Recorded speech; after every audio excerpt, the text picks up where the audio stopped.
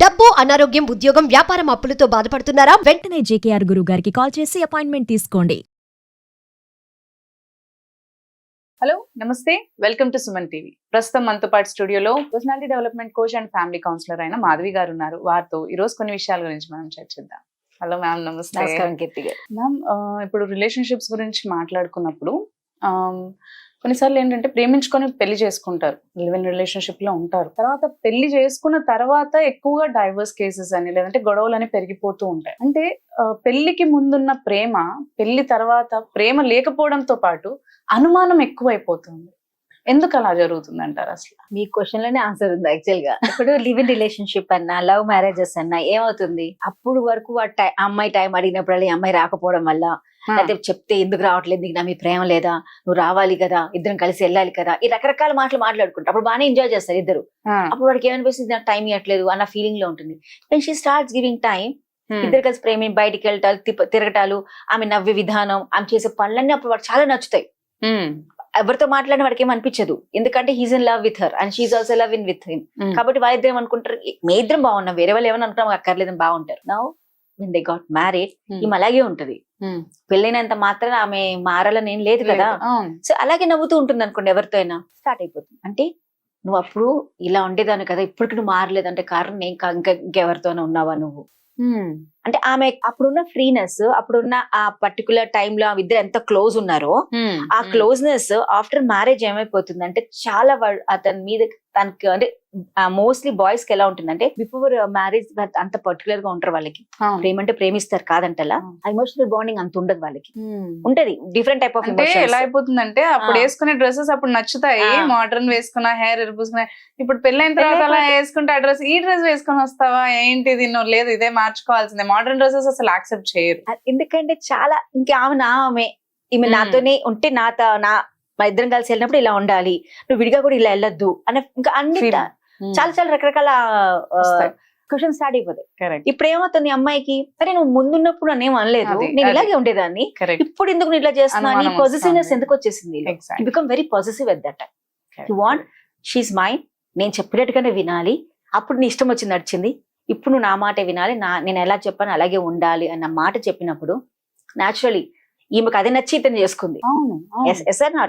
అంటే ఆ టైంలో అసలు నన్నుగా యాక్సెప్ట్ చేశారు కాబట్టి పెళ్లి చేసుకున్నాను. అప్పుడు నేను నాకు ఏదైతే వద్దన్నావో నీ గురించి నేను మార్చుకున్నాను. అప్పుడు కరెక్ట్ ఆ టైంలో కూడా ఆ time period of time when they were in love and live in relationship లో ఉన్నప్పుడు something she don't want, but అతని ఇష్టం కాబట్టి ఓకే ఇద్దరు ప్రేమించుకుంటున్నా కాబట్టి అతని కోసం నీకు కొంచెం మారితే పర్వాలేదని కొన్ని మారిన సీన్స్ కూడా ఉంటాయి. ఇప్పుడు అదే మారింది, నువ్వు మళ్ళీ లాంగ్ టైం వరకు అయిపోతుంది అనేసరికి ఎవరికి ఉండదు. ఇప్పుడు నువ్వు అదే ఉండే ఎందుకు ఉంచుకుంటున్నావు, మార్చచ్చు కదా అంటే ఇప్పుడు ఎందుకు అనిపిస్తుంది అమ్మాయికి, అంటే అప్పుడున్నది ఇప్పుడున్నది ఏం మారింది, అప్పుడు మనిషి నేనే, ఇప్పుడున్న మనిషి నేనే, ఎగ్జాక్ట్ మనకి మ్యారేజ్ అయింది. కరెక్ట్. సో నా ఈ స్పేస్ ఇవ్వడం, ఈ పర్టికులర్ పాజిటివ్నెస్ ఒకటి. ఇంకోటి ఏంటంటే కొన్ని రిలేషన్షిప్స్ లో మనం ఏం చేస్తామంటే because of some pressure they get, actually వాళ్ళకి ఆ ప్రేమలో పడాలంటే ఒక ప్రెషర్ లో పడతారు వాళ్ళు. పియర్ ప్రెషర్ అన్నా, లేకపోతే వేరే వాళ్ళ ప్రెషర్స్ అన్నా, లేకపోతే ఆ టైంలో వాళ్ళకి ఎమోషనల్గా చాలా వీక్ ఉంటే ఇలాంటి లవ్ లో పడినప్పుడు ఆఫ్టర్ గెటింగ్ మ్యారీడ్ ఇవన్నీ వాళ్ళకి ఒక రకమైన సఫికేషన్ స్టార్ట్ అవుతుంది. కరెక్ట్. వాళ్ళని ఏదో బంధించినట్టు అయిపోతుంది, రిస్ట్రిక్ట్ చేసినట్టు అయిపోతుంది. ఇప్పుడు అమ్మాయికి ఏంటి, మోస్ట్లీ అమ్మాయి ఏంటి అబ్బాయిలు ఏంటి, ఒక రకంగా అమ్మాయికి ఏమో ఈ పర్టికులర్ రూల్స్ అండి. ఒకప్పుడు రూల్స్ లేవు, నువ్వు రూల్ బ్రేక్ చేయమన్నాడు అతనే. ఎందుకు తప్పలేదు, కలవడంలో తప్పేముంది, ఇద్దరు వెళ్ళడం తప్పేముంది. అప్పుడు ఇంకా మేల్ కొలీగ్స్ ఎవరన్నా, మేల్ ఫ్రెండ్స్ ఎవరన్నా మెసేజ్ చేసినా, కాల్ మాట్లాడినా ఏమనిపించదు. తర్వాత వీళ్ళు ఎందుకు మెసేజ్ చేస్తున్నారు, వాళ్ళు ఎందుకు కాల్ చేస్తున్నారు, నువ్వు వాళ్ళతో ఎందుకు వెళ్తున్నావు అనే ఇష్యూస్ వస్తాయి. బిఫోర్ మ్యారేజ్ ఏం లేవు ప్రాబ్లం, ఇద్దరు కలిసి ఒకటే ఆఫీస్ పని చేస్తారు, ఇద్దరు కలిసి తిరిగారు.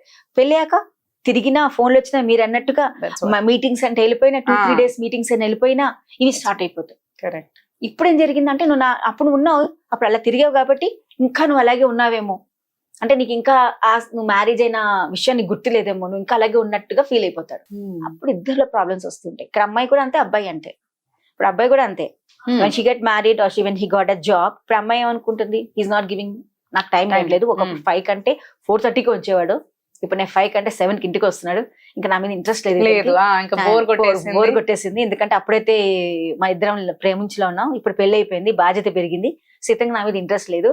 అసలు నీకు ఇంకో అమ్మాయితో నీకు పరిచయాలు పెరిగాయి. అప్పుడు కూడా వీళ్ళందరూ ఇప్పుడు మీరు అన్నట్టు ఒక చోట పని చేసిన అందరు కలిసి గెట్ టుగెదర్ చేసిన వీళ్ళిద్దరు మాట్లాడుకున్నప్పుడు ఏం ప్రాబ్లం ఉండేది కాదు. But after getting married because they both get positive naturally కదా.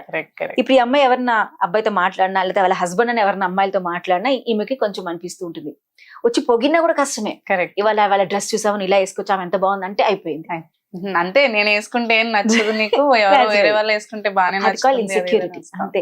ఆ టైం ఎక్కడన్నా మన యాక్చువల్ గా మనం సర్వే చేసినా అకార్డింగ్ కౌన్సిలింగ్స్ మనం ఏం చేసినా సైకలాజికల్ గా మనకి మ్యారేజ్ అయినాక కరెక్ట్ 3 to 4 years పడుతుందండి ఇద్దరు కొంచెం అడ్జస్ట్ చేసుకోవడానికి. ఎందుకంటే ఆ టైం ఆఫ్ పీరియడ్ లో రెస్పాన్సిబిలిటీస్, సోషల్ ఎన్విరాన్మెంట్ మార్పుడాలు ఇవన్నీ జరుగుతాయి.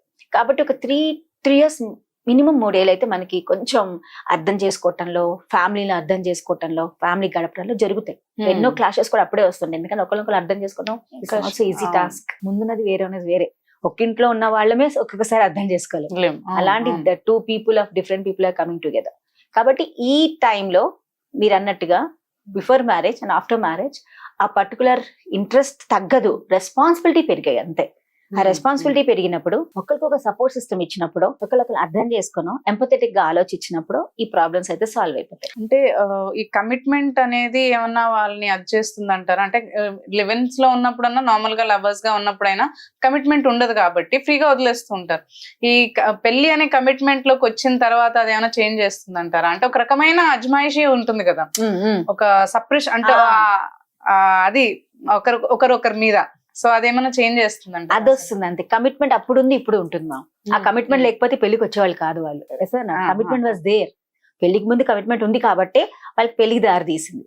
బట్ ఇక్కడికి వచ్చాక మీరు అన్నట్టు నా మాట వినాలి, ఎక్కడ ఏమైనా దూరం అయిపోతుందేమో, అంటే నా ప్రెషర్ తగ్గిపోయిందేమో, ఒకళ్ళొకరు రూల్ చేసుకోవాలి. డామినేటింగ్, ఒకళ్ళనొకరు డామినేట్ చేయడం స్టార్ట్ అయిపోతుంది.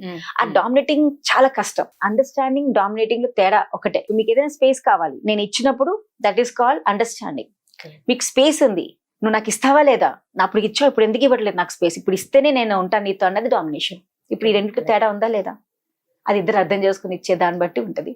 సో ఆ స్పేస్ అన్న, అండర్స్టాండింగ్ అన్న, లెవెల్ ఆఫ్ థింకింగ్ అన్న ఏదైనా కొంచెం మార్పులు అయితే వస్తాయి. అర్థం చేసుకోవడానికి రెడీగా ఉండాలి అంతే. బిఫోర్ గోయింగ్ ఆర్ ఎంటరింగ్ తర్వాత కొంచెం టైం ఇచ్చి మాట్లాడుకొని అర్థం చేసుకుని ఉంటే బాగుంటుంది అంట. Yeah, thank you so much ma'am. Thank you so much for sharing information. Thank you so much Keerthi గారు.